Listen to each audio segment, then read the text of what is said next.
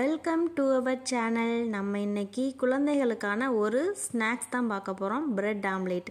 First ஒரு பவுலில் 2 முட்டையை உடச்சி ஊற்றிக்கிறேன்.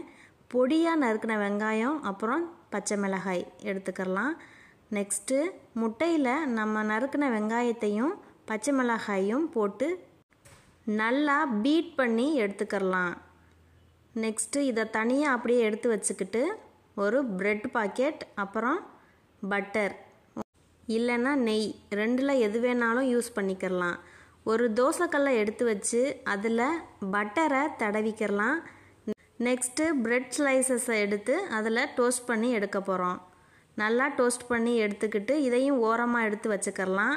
அதே தோசைக்கல்லில் கொஞ்சமாக எண்ணெய் விட்டு அதில் நம்ம கலக்கி வச்சுருந்த முட்டையை ஊற்றிக்கிறலாம். இப்போது அதில் பிரெட் ஸ்லைசஸை வைக்க போகிறோம்.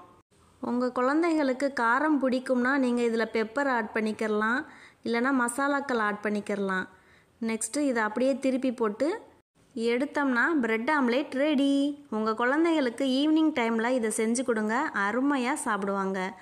இந்த வீடியோ பிடிச்சிருக்கும்னு நினைக்கிறேன். தேங்க்யூ ஃபார் வாட்சிங்.